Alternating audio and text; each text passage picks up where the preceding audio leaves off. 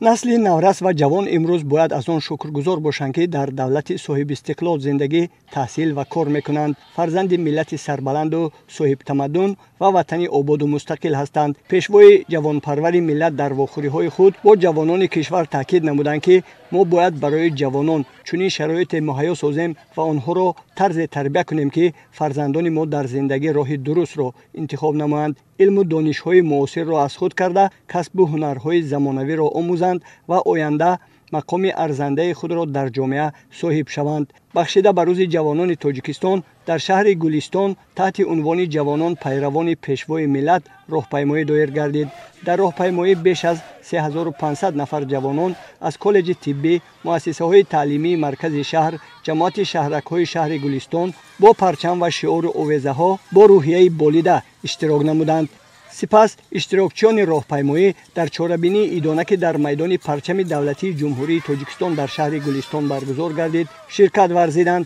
раиси шаҳри Гулистон зимни баромади худ дар чорабинии рӯзи ҷавонони Тоҷикистон қайд намуд ки асосгузори сулҳу ваҳдати миллӣ, пешвои миллат, президенти ҷумҳурии Тоҷикистон муҳтарам Эмомалӣ Раҳмон аз рӯзҳои нахустини фаъолияти худ ба ҳайси сарвари кишвар хуб дарк намуда буданд ки кишварро танҳо кадрҳои соҳибкасбу бомаърифат обод мекунанд ва пешрафту оромии ҷомеа аз сатҳи донишу ихтисосмандӣ ва фарҳангу ҷаҳонбинии онҳо вобастагӣ дорад. бинобар ин масъалаи таълиму тарбияи насли ҷавонро дар роҳи омӯхтани илму дониш дар мадди аввал гузошта, барои дастгирии ҷавонон ва фароҳам овардани имкониятҳои таҳсил барои онҳо як қатор тадбирҳои мушаххасро роҳандозӣ намуданд.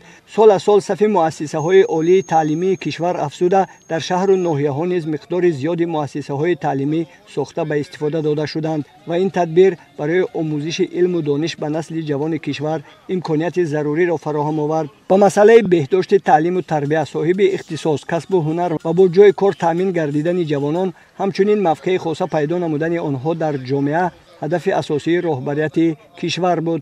натиҷаи заҳматҳо ва талошҳои роҳбарияти кишвар самар овард ва дар тӯли солҳои соҳибистиқлолӣ ҷавонони кишвар дар ҳамаи соҳаҳо ба дастовардҳои назаррас ноил гардиданд.